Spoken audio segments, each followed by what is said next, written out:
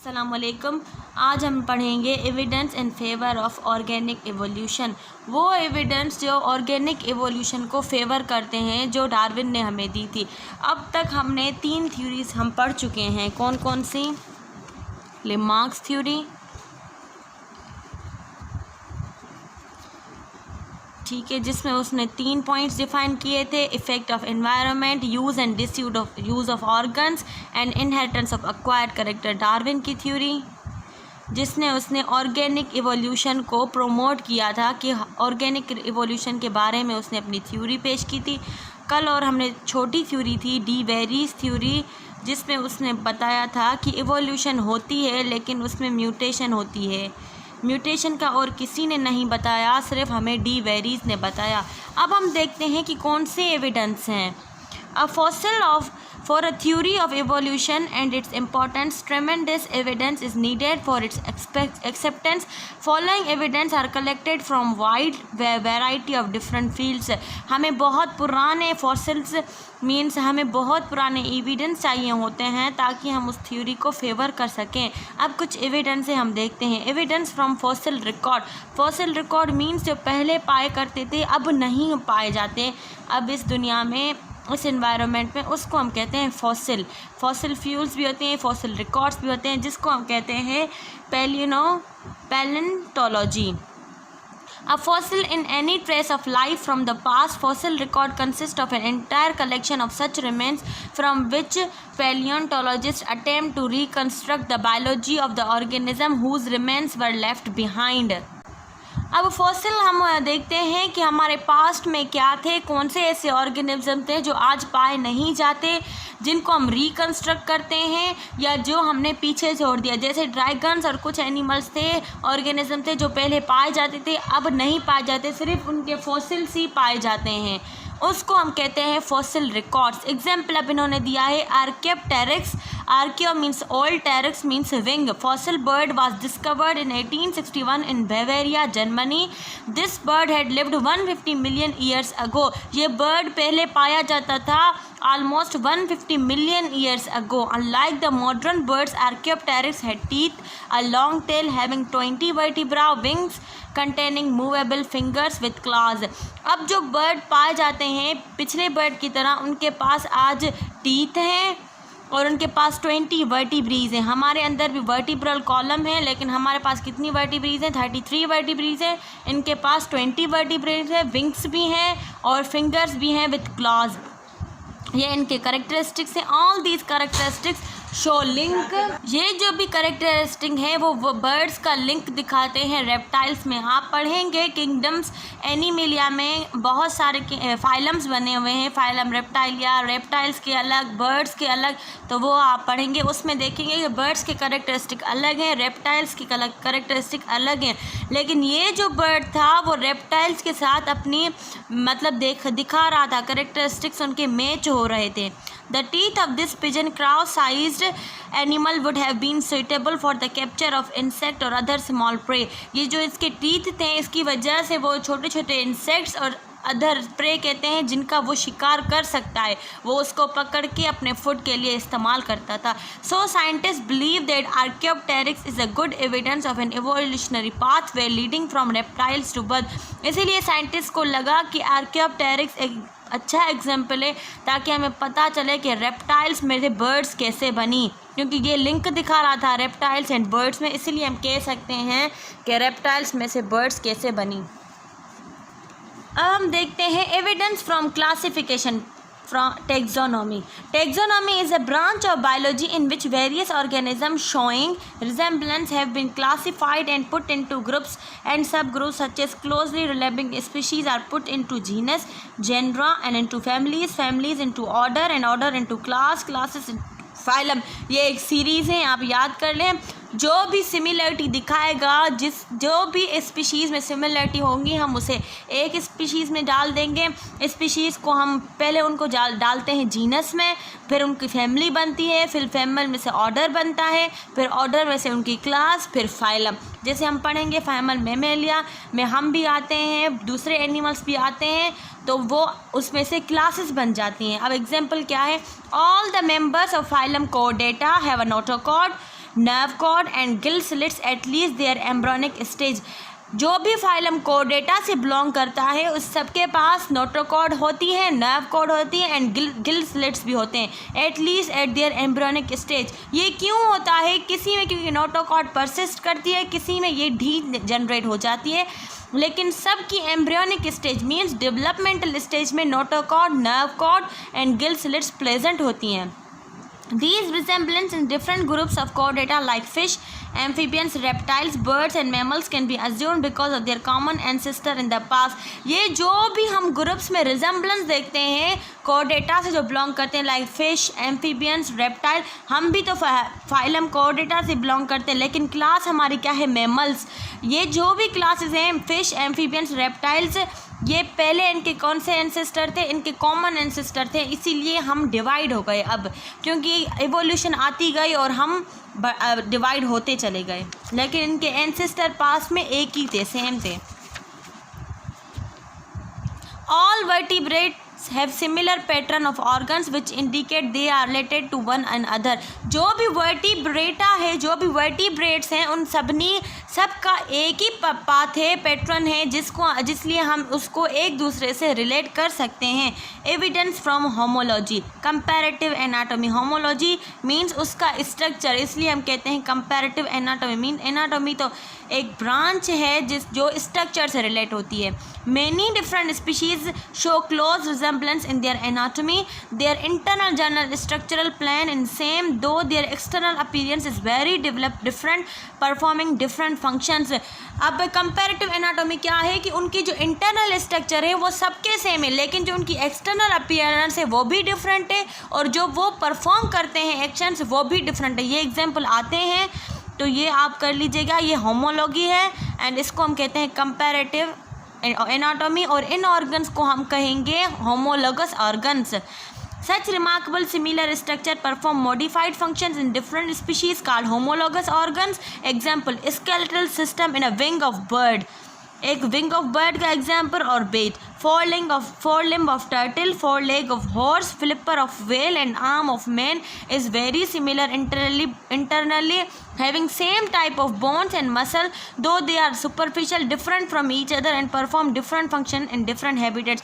इन्होंने कुछ एग्जाम्पल दिया है, इन्होंने बताया है कि इनके जो अंदर वाला स्ट्रक्चर है, इंटरनल स्ट्रक्चर है, वो सेम है, उनके बोन सेम है, उनके मसल सेम है, लेकिन उनकी जो आउटर अपीयरेंस है वो डिफरेंट है और उनके फंक्शंस भी डिफरेंट है। अब देखते हैं इन्होंने क्या एग्जाम्पल लिए हैं।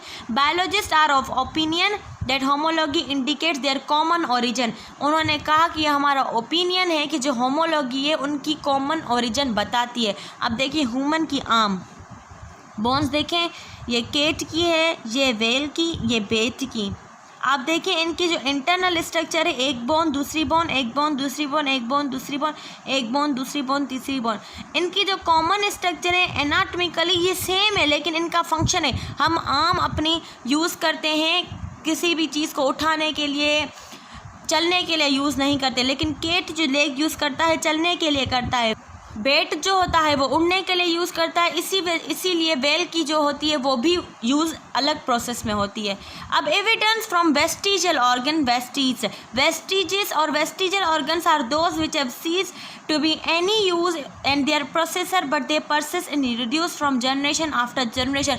वो ऑर्गन्स जिनका काम बिल्कुल ही नहीं है, वेस्टिजियल ऑर्गन है, लेकिन हर जनरेशन में रिड्यूस होते लेकिन परसिस्ट ज़रूर करते हैं। Scientists believe that these vestiges are retrogressive organs which were well developed and functional in their ancestor. Scientists को लगता है ये organs पहले जो ancestor थे इनमें ये बहुत काम के थे, लेकिन अब ये retrogressive हो गए हैं, अब हमारे किसी काम के नहीं है।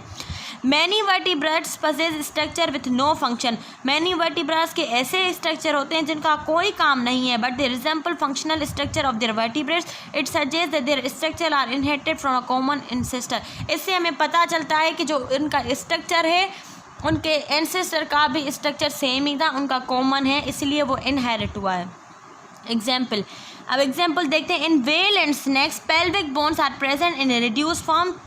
Though both have no hind limbs for their attachment to to these bones. हमारे अंदर जो पेल्विक बोन होती है, जो लेग को एब्डोमन के साथ या ट्रंक के साथ अटैच करती है, हम उसको कहते हैं पेल्विक बोन। ये पेल्विक बोन स्नेक और व्हेल में भी प्रेजेंट है, लेकिन उनके पास हाइंड लिम्स नहीं है, वो चलते नहीं हैं, उनके पास टांगे नहीं हैं, इसलिए इस बोन का कोई काम नहीं है, लेकिन प्रेजेंट होता है। Wings of kiwi and ostrich are reduce and serve no functional useful function. इसके जो विंग्स होते हैं ऑस्ट्रिच और कीवी के, ये भी रिड्यूस हैं और उनका भी कोई काम नहीं है। This proves that these flightless birds have descended from the birds with well-developed wings। इससे पता चला कि जो कीवी और ऑस्ट्रिच हैं, उनके जो एंसेस्टर थे वो बर्ड्स थे और उनके जो विंग्स थे वो वेल डेवलप्ड थे। 3. Splint bones of foot of horse and the remnants of their toes। जो बोन्स थी हॉर्स के फुट की, वो उनका वेस्टिजल होना और जो टॉयज को उसका प्रेजेंट होना, ये भी वेस्टिजल ऑर्गन है। और vestigial organ in men like coccyx is a tail bone reduce tail in which developed in another vertebrates. ये मैंने आपको पहले भी बताया था कि टेल बोन होती है हमारे अंदर कॉक्सिस, जो कि रिड्यूस हो गई है, लेकिन अदर वर्टिब्रेट्स में ये मौजूद रहती है। Vermiform appendix in man is a small finger-like reduced cecum. It is a part of digestive tract of many grazing mammals where cellulose is digested by microorganism। Human में सेल्यूलोज की digestion नहीं होती, इसलिए जो हमारे पास वर्निफॉर्म अपेंडिक्स होता है उसका कोई काम नहीं है। ये हमारे लार्ज इंटेस्टाइन का पार्ट है, इसलिए कहते हैं डाइजेस्टिव ट्रैक्ट का पार्ट है। मैंने डाइजेशन एंड एब्जॉर्प्शन पे वीडियो बनाई थी, तो उसमें मैंने बताए थे लार्ज इंटेस्टाइन के पार्ट, स्मॉल इंटेस्टाइन के पार्ट, उसमें ये एक पार्ट है। Nictitating membrane is a well developed in birds to clean their eyeball, but in humans it is highly reduced and folded, performing no function। एक nictitating membrane होती है eyeball में, हमारी आँख में, जो कि क्लीनिंग करने के लिए यूज़ होती है, ये birds यूज़ करती हैं, लेकिन हमारे में इसका कोई काम नहीं है। Ear muscles are well developed in dogs, horses, helping them to move their pinna to collect sound waves from different direction। In human beings, ear muscles are greatly reduced and no functional for this purpose। ear muscle जो कि horses और dogs use करती हैं, वो अपनी पिना को move करते हैं। आपने देखा होगा कि हम एंटीना यूज़ करते हैं पहले, कि कहीं से भी सिग्नल मिलता है फिर वो टीवी के पर्पस के लिए यूज़ करते हैं, वैसे ही जो है डॉग्स और हॉर्सेस अपने एयर्स यूज़ करते हैं, पिना जहाँ से उनको आवाज़ सुनाई देती है वो अपना पिना वहाँ मूव करते हैं। लेकिन हमारे अंदर ये वेस्टिजियल ऑर्गन्स हैं। Vestige explain the natural selection, account for the elimination of structure that are no longer needed by an organism exploited in different way of life। Vestigial हमें बताता है नेचुरल सिलेक्शन ऑर्गन्स कैसे होती हैं, उनकी theory कैसी होती है, और वो ऑर्गन्स जो हमारे कोई यूज़ में नहीं है वो एलिमिनेट हो जाते हैं। अब number 5 point, evidence from comparative embryology. जो उनका डेवलपमेंटिंग स्टेज होता है उनमें हम कंपेयर करते हैं कि हर कोई फाइलम या क्लासेस कैसे डिफरेंट होता है। पहले हमने स्ट्रक्चर वाइज किया, एनाटॉमिकल बेसिस, अब हम कर रहे हैं embryological basis. Detail comparative embryological study shows similarities between widely separated animal groups, though such animals have markedly different adult forms and functions. उनकी जो कंपैरेटिवली हमने स्टडी देखी तो बहुत सिमिलरिटीज़ हमें एम्ब्रियोलॉजिकल मिली, लेकिन जो उनका अडल्ट स्ट्रक्चर होता है, उनके जो फॉर्म्स होते हैं वो बहुत मुख्तलिफ हैं एंड फंक्शंस भी मुख्तलिफ हैं। अब इन्होंने कुछ एग्जाम्पल दिए हैं, देखिए fish, salamander, bird, monkey, man, tortoise, इनके जो इंटरनल स्ट्रक्चर है वो सेम लग रहे हैं देखें, लेकिन वो लेटर जब डेवलप होते हैं फिर चेंज होते जाते हैं एंड फर्दर जब वो अडल्ट स्टेज में आते हैं तो बहुत चेंज हो जाते हैं। इसका मतलब कि उनकी जो एम्ब्रियोलॉजिकल स्ट्रक्चर है वो सेम है, तकरीबन सेम है, लेकिन जैसे जैसे वो बढ़ते जाते हैं उनके फंक्शन एंड अडल्ट फॉर्म जो होते हैं, ये देखें मैन ह्यूमन का बहुत अलग है, ये तो बिल्कुल फिशी हो गई, इनके जो अडल्ट फॉर्म है वो चेंज हो रहे हैं। Example, vertebrate history suggests that fish, salamanders, tortoises, birds and mammals including male had a common ancestor। हमें उनकी हिस्ट्री से पता चला कि फिश, सैलमेंडर, जो हमने एग्जाम्पल्स अभी देखे एम्ब्रियोलॉजिकली, उनसे हमें पता चला कि उनका एक कॉमन एंसेस्टर है, वो सभी का जो है कॉमन एंसेस्टर है। आप देखें इनके जो एम्ब्रियोलॉजिकल स्ट्रक्चर वो तकरीबन सेम है, लेकिन अडल्ट फॉर्म चेंज है, इससे हमें पता चला कि उनका कॉमन एंसेस्टर है।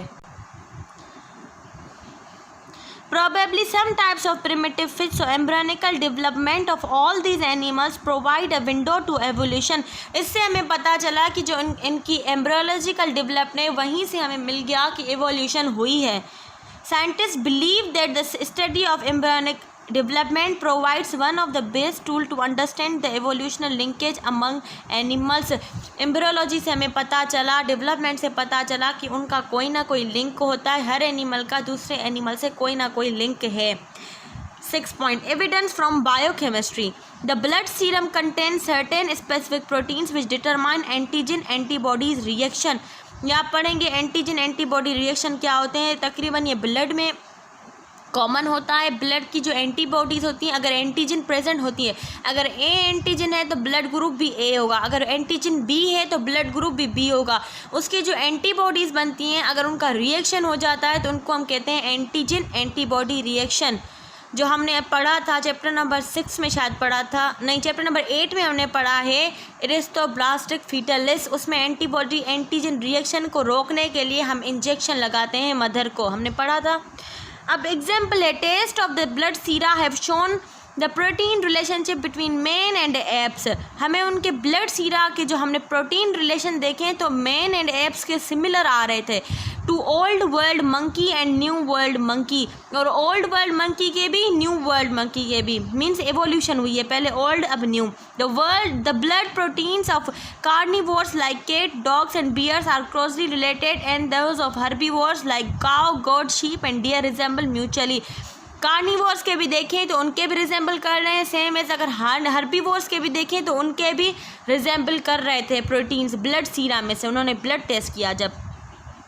Number 7 point evidence from domestication. Domestication means artificial selection in breeding. Breeding provides evidence for evolution. अब हम देखते हैं कि आर्टिफिशियल सिलेक्शन कैसे करेंगे. हम 9 चैप्टर जब पढ़ेंगे उसमें समझ आ जाएगा कि आर्टिफिशियल सिलेक्शन क्या है. उससे हमें पता चलता है कि इवोल्यूशन कैसे होती है और कब कब होती है. Example, vast diversity has been achieved in domestic dogs and pigeons by artificial selective breeding procedure over a short period of time by men. This is evident that evolution is possible. हम देखते हैं vast diversity means अगर हम दूर दूर दूर देखें कि जो डोमेस्टिक डॉग्स एंड पिजन्स होते हैं, हम उनकी अपनी मर्ज़ी से जो ट्रेड्स करेक्टरिस्टिक हमें चाहिए होते हैं हम उनको आर्टिफिशियली ब्रीड करवाते हैं शॉर्ट टाइम में, और फिर हमें उससे पता चला कि जो एवोल्यूशन वो हुई है. क्योंकि आप खुद ही देखिए एवोल्यूशन तो हुई है, पहले वाले जानवर में और अब वाले जानवर में कितना फ़र्क है. यही तो एविडेंस है कि एवोल्यूशन होती रहती है, पर अब कितनी होती है कब और कब होएगी ये तो किसी को नहीं पता, लेकिन थोड़ी बहुत तो होती ही रहती है. अब हम ये अगले लेक्चर में अपने पढ़ेंगे कि इम्पोर्टेंस क्या है, ये सब हम अपने अगले लेक्चर में पढ़ेंगे. कोई भी क्वेश्चन हो आप मुझसे पूछ लें. And please subscribe my channel and value my efforts. Thank you.